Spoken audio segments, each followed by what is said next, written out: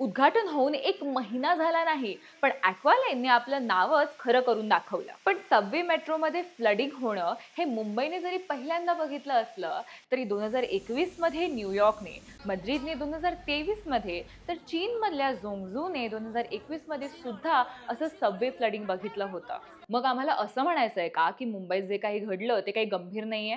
बिलकुल नाही. जे काही झालं ते स्थानिक अपयश आणि हलगर्जीपणा आहे, ज्याची जबाबदारी धड कुणीच घेणार नाही.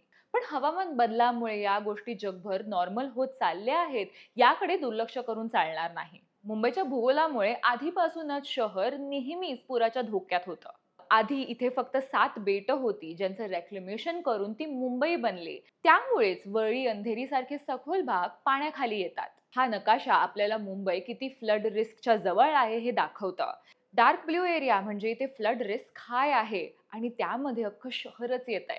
आणि जर अशा परिस्थितीमध्ये आपण जमिनी खालून मेट्रो घालत असू, तर त्याच्या सुरक्षेची एकदा नाही, दोनदा नाही, तर 100दा खात्री करायला हवी. नेमकी घाई काय होती? जर अर्धवट बांधकाम केलं होतं, तर तसं सबवे स्टेशन ओपन का केलं गेलं? हा प्रश्न सुद्धा विचारला जातोय. मुंबईच्या मेट्रोला पूररोधक भिंती होत्या, पण बांधकाम सुरू असलेलं प्रवेशद्वार कोसळलं आणि पाणी भरलं. न्यूयॉर्क टाइम्सनुसार चीनमधल्या झेंगझोमधल्या मेट्रोमध्ये डिझाईनच्या त्रुटी होत्या. मद्रिदची मेट्रो 2023 मध्ये जुन्या नाल्यांमुळे आणि पुरामुळे बुडाली, तर 100 वर्ष जुनी असलेली न्यूयॉर्क सबवे ही आयडा नावाच्या चक्रीवादळाला तोंड देऊ शकली नाही. हवामान बदलाचं, क्लायमेट क्रायसिसचं आव्हान हे जगातल्या सगळ्या शहरांसमोर आहे.